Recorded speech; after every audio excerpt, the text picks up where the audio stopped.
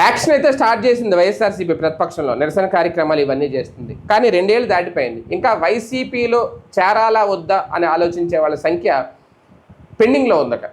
అంటే వాళ్ళు ఆలోచన చేసుకుంటున్నారు. ఎందుకు అంటే అధికారంలోకి వస్తుందా రాదా అని ఒక డౌటు.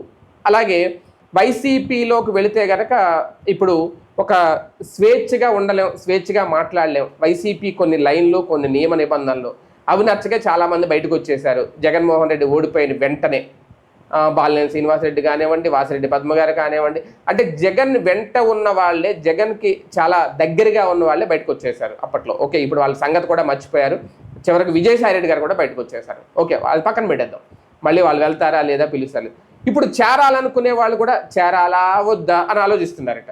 ఎందుకంటే 2 ఏళ్ళు అయిపోయింది, ఇప్పుడు ప్రజల్లోకి వెళ్తున్నారు. చేరితే ఇప్పుడే చేరిపోవాలి, చేరిపోయి ప్రజల వెంట కంటిన్యూ అయిపోవాలి, జగన్ వెంట కంటిన్యూ అయిపోవాలి, ప్రజల్లో మమేకం అయిపోవాలి. అయితే జగన్లో గుర్తింపు వస్తుంది, రేపొద్దున వాళ్ళకి సీట్లు ఇవ్వాలా లేదనేది ఆలోచించుకుంటారు.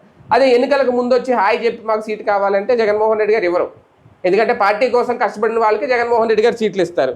పార్టీని అంటిపెట్టుకుని జగన్ వెంట నడిచిన వాళ్ళకే సీట్లు ఇస్తారు. పార్టీ జెండా భుజాన మోసిన వాళ్ళకే సీట్లు ఇస్తారు.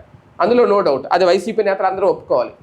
కార్యకర్త గతంతో పోలిస్తే ఇప్పుడు గుర్తింపు ఇంకా గట్టిగా ఇస్తారు, అందులో నో డౌట్.